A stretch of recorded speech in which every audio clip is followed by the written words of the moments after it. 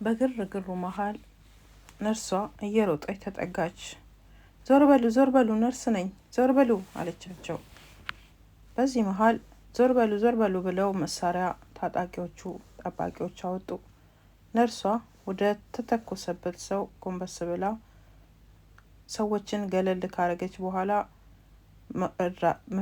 መጀመሪያ እርዳታ ማድረግ ጀመረች። ወዲያው ለአምቡላንስ ተደወለ። ወደዚህ ቶሎ ብለው ወደ ሆስፒታል ያደረሱት፣ አዚዜ ወደምትሰራበት ሆስፒታል። አሁን ሆስፒታሉ በግርግር ተሞልቷል። እነዚህ ሀብታም ሰዎች የተመታውን ልጃቸውን ወደ ውስጥ አስገብተው ዙሪያውን በመሳሪያ ከበዋል።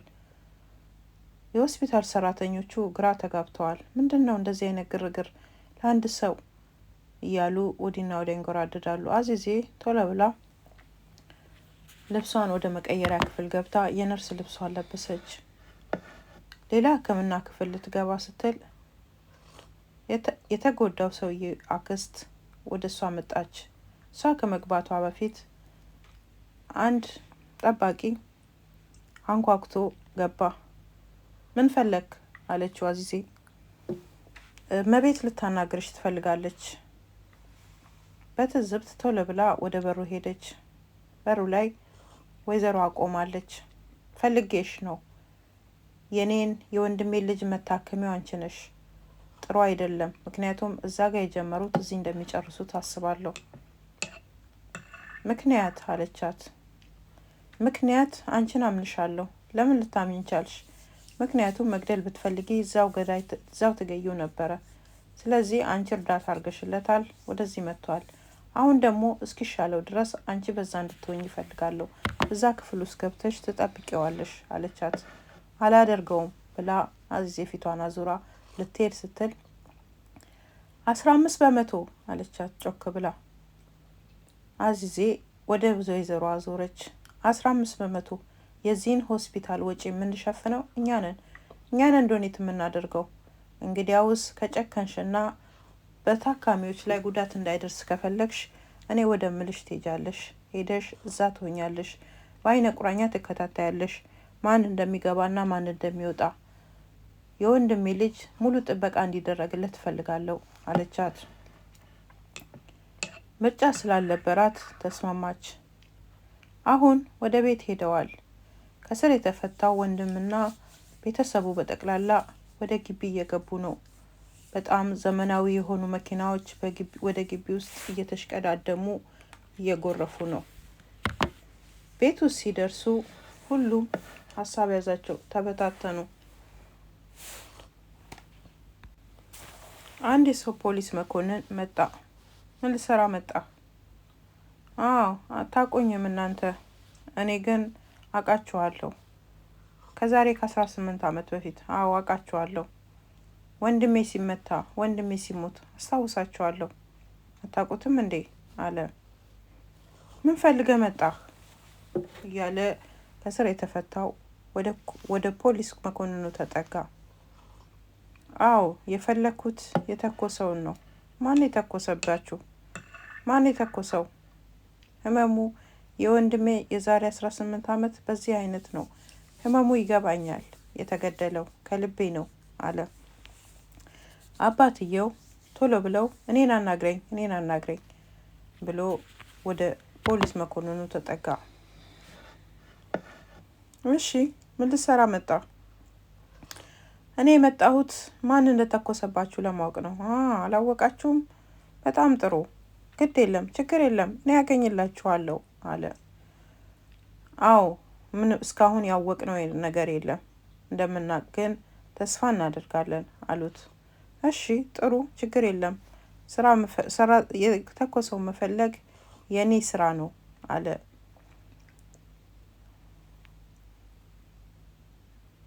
ነርሷ አዚዜ በሽተኛው ክፍል ነች። ጠባቂው በሩን ከፈተና ይሄ ላለቃችን የሚቀየር ልብስ ነው አለና ልብሱን በሻንጣ ሰጣት። እሺ ብላ ልብሱን ተቀብላ ሶፋው ላይ ካስቀመጠችው በኋላ እርጥብ ሶፍት ወስዳ በሽተኛውን ሰውነቱን መጥረግ ጀመረች። ትልቅ ጠባሳ ደረቱ ላይ አለ። ቀስ ብላ ጠረገችውና ካየችው በኋላ በሩን ከፍታ ወጣች። ተመልሳ ገባችና ስታይ ተኝቷል። ስለዚህ አማራጭ የላትም፣ ልብሷን መቀየር አለባት። ልብሷን እየቀየረች እያለ በሽተኛው ነቃ። ቀስ ብሎ ሲመለከታት ደንግጣ ወደ ኋላ ስትል ኦ በጣም ይቅርታ የተኛህ መስሎኝ ነው አለችው። ምንም አላለም።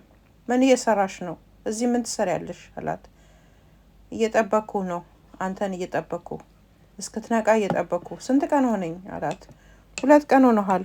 እዚህ ነው ያለኸው፣ በጥይት ተመተህ። እኔ ደግሞ እርዳታ እያደረግኩልህ ነው አለችው። መውጣት እፈልጋለሁ፣ ቶሎ መውጣት እፈልጋለሁ። ከዚህ አስወጭኝ። እዚህ መቆየት ለእኔ አደጋ አለው። እንደውም እዚህ ክፍል ውስጥ መሆንህ ነው ከአደጋ የሚጠብቅህ። ስለዚህ እዚህ ቆይ አለችው። ብድግ ብሎ እጁ ላይና ሰውነቱ ላይ የታሰሩትን መሳሪያዎች እየነቃቀለ ለመውረድ ሞከረ። የታሉ? ቤተሰቦች የታሉ? ሁሉም የሉም፣ ወደ ቤታቸው ሄደዋል። እኔ ነኝ የምጠብቅህ። እስቲ የሆነ ነገር አምጪልኝ፣ መሄድ እፈልጋለሁ። አትንኪኝ። ተጠጋችሁ ነርሷ። አትንኪኝ፣ እኔ መሄድ እፈልጋለሁ ብሎ በግድ ከአልጋው ላይ ለመነሳት ሞከረ። በዚህ መሃል ነርሷ በዛ በፊት ለፊቱ አቅጣጫ ዞረች እና ስሪንጅ ማዘጋጀት ጀመረች። የሆነ መድኃኒት ውስጥ ስሪንጁን ስባ ከያዘች በኋላ ተጎትቶ ሊወጣ ሲል ትከሻው ላይ መርፌ ወጋችው። ዞር ብሎ አያት። ትወጣ ሞት አለ። ስለዚህ ፌንት መንቀሉ ላንተ ይሻልሃል። አዎ እሱ ይሻልሃል አለችው። ከለቀኩህ ይገሉሃል። ስለዚህ ተመልሰህ ተኛ ብላ ጎትታ ወደ አልጋ ወሰደችው። ማነሽ አላት። እቤት ውስጥ ትልቅ ግርግር ተነስቷል። ከስር የተፈታው ወንድም ሁኔታው ብዙም አይመችም። ወዲና ወዲያ እያለ ከሚስቱ ጋርም ሰላም ያለው አይመስልም። ሚስቱን ሊጠጋ ሲል በኃይል ገፈተረችው። ደስተኛ አይደለም፣ እሷም ደስተኛ አይደለችም። በዚህ መሃል አባትየው ውጭ ላይ እንግዳ እየተቀበለ ነው። የጎሳ አባላቱ ተሰብስበው እየመጡ ነው። ምን ሊሰሩ ነው? አለ ወደ ሰገነቱ ወጥቶ ከአክስቱ ጋር ቆሞ። አዎ ለምንድን ነው የመጡት? አዎ ማን እንደተኮሰብን ቤተሰባችን ላይ አደጋውን ማን እንዳደረሰ ለማወቅ እያታሰበ ነው። ታያቸው ይምጡ አለ። በዚህ መሃል ይህ ከስር የተፈታ ሰውዬ ወደ ሰገነቱ ከመውጣቱ በፊት ሚስቱን ፊቷን ደብድቦ አበልዟታል። ፊቷን በሜካፕ እያጠቆረች ነው። ገና ከስር ከመፈታቱ እንግዲህ 18 ዓመት ቆይቶ በመጣበት ቤት ውስጥ ሚስቱን ደብድቧታል። ስደበድባት አይታይም፣ ግን ፊቷን በሜካፕ እያጠቆረች ነው። እና አንተ ጭንቅላትህ የማይሰራ እያለችው እየተሳደበች ነው። ግን እሱም የሰማት አይመስልም። ፊቷ አበልዟል፣ ፊቷን አበልዟታል። በጣም ያሳዝናል። እና ሰውየው ትዕቢተኛ ነው። ከስር የተፈታው ከ18 ዓመት በፊት ሰው ገሎ ነው ወደ ስር የገባው። አሁንም የበረደለት አይመስልም። እና የመጀመሪያ መጥቶ ከስር ተፈቶ ባለቤቱን የደበደባት እየተከራከሩ ነበር። በዚህ መሀል ነው እንግዲህ ወደ ሰገነቱ ወጥቶ እንግዶቹን የተመለከተው። ጥሩ አመለካከት የለውም። የሚመጡት ከዘመናዊ መኪና እየወረዱ ወደ ቤቱ እየገቡ ነው። ደረጃ ላይ ሆነው ያያሉ።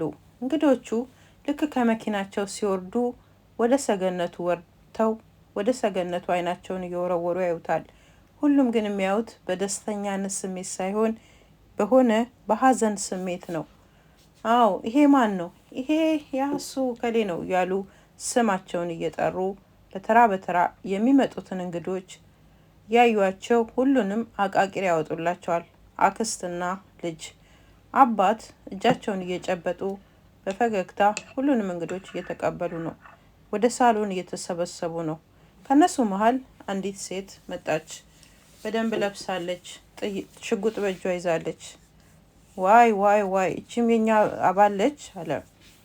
እነዚህ እንግዲህ የማፊያ ግሩፖች ናቸውና ያው በቤተሰባቸው ላይ ቶክስ ስለተከፈተ ይሄንን ትልቅ ቤተሰብ ሊያጽናኑን የተሰበሰቡት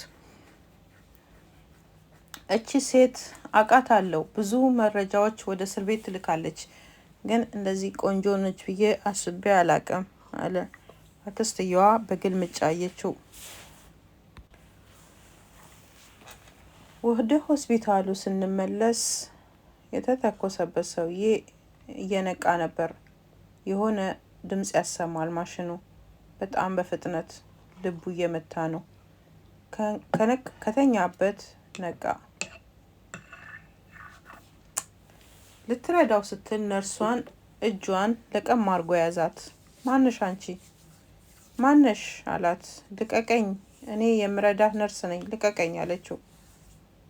በዚህ መሀል ጠባቂው በሩን ከፍቶ ገባ። ማነች እቺ ሴት? ለምንድን ነው አጠገብ የሆነችው? ንጹህ ነች፣ ተፈትሻለች፣ አንተን እየረዳች ነው ያለችው፣ አንተ ላይ አደጋ አታደርስም አለው። አሁንም አለቀቃትም፣ አጥብቆ ይዟታል እጇን ከማሳመሙ የተነሳ እዚህ ሌላ ክፍል አምጡ፣ ሌላ ሰው አምጡ፣ ሌላ ነርስ አምጡ፣ እኔ ልረዳው አይችልም፣ አይምሮ የታመመ ሰው ብላ ልትወጣ ስትል ጠባቂው መልሶ ገፈተራት። ልትወጣ ስትል አሁንም ገፈተራት። በደንብ አጣርታችኋታል አለው ለጠባቂው። ጠባቂው ነርሷን እያየ አዎ አጣርተናል፣ ምንም ነገር የለም። እንዴት እዚህ ልትሆን ቻለች? መጀመሪያ የረዳችህ እሷ ነች። እዛ በጥይት ስትመታ አንተን የረዳችህ እሷ ነች። ለማስታወስ ሞከረ። በተኛበት ሆኖ ትዝ አለው። ዞር በሉ ነርስ ነኝ ስትል ታሰበው። አዎ ስለዚህ አሁን እሷ እኔን ትረዳኛለች። ለምንድን ነው እዛ መገኘት ያለባት በዛ ሰዓት ስትለው ስራ ላይ ነበርኩ አለችው። እሺ ብሎ በሩን ዘግቶበት ሄደ ጠባቂው። እኔና ቤተሰቤ አደጋ ላይ ነኝ፣ ሁላችንም። ስለዚህ ከዚህ መውጣት እፈልጋለሁ። ወደ አባቴ ወደ ቤተሰብ መሄድ እፈልጋለሁ። ወንድሜ አደጋ ውስጥ ነው ያለው። ስለዚህ አሁን የምነግርሽን ስሚ፣ በደንብ አድርገሽ ስሚ። አንቺ እኛን አታቂንም፣ ቤተሰቦቻችንንም አታቂም። ስለዚህ አንቺ እኔን መርዳት አትችም። እኔ መሄድ አለብኝ ለቤተሰቦቼ።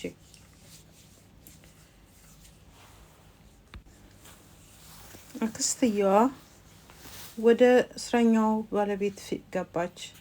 ለምን መጣሽ አለቻት። ፊቴ መስተካከሉን ልታይ ነው? ይኸው ያስታውቃል። በደንብ ተስተካክሏል። አባትሽ ይመጣሉ። አሁን አባትሽ ይመጣሉ። ስለዚህ ፊትሽን አንድም ነገር እንዳታስከፊ፣ ምንም እንደሆንሽ እንዳትናገሪ አለቻት። እንዳልናገር፣ እንደዚህ እንዳላደርግ ነው የምትፈልጊው? እንግዲያውስ ችግር የለም። አንቺም የምትደብቂው ሚስጥር አለ። አንቺ እንዳይታወቅ የምትፈልጊውን ነገር እኔም ደግሞ እንዲታወቅ አረጋለሁ እያለች እየተጣሉ ነበር። በዚህ መሀል ሳሎኑ ተከፈተ። ሁለት ትልልቅ አሳ ነባሪዎች፣ አንድ ቦት የለበሱ ሰውዬ ሁለት ትልልቅ አሳዎች ይዘው በሳሎን ገቡ እና እንኳን ልጃችን ተፈታ፣ ደግሞ ልጃችሁ በመመታቱ ማዝኛለሁ፣ በጣም ደስ የሚል ዜና ነው፣ ይሄው አሳ መጣሁላችሁ ብሎ ሁለት ትልቅ አሳዎች በግራና በቀኝ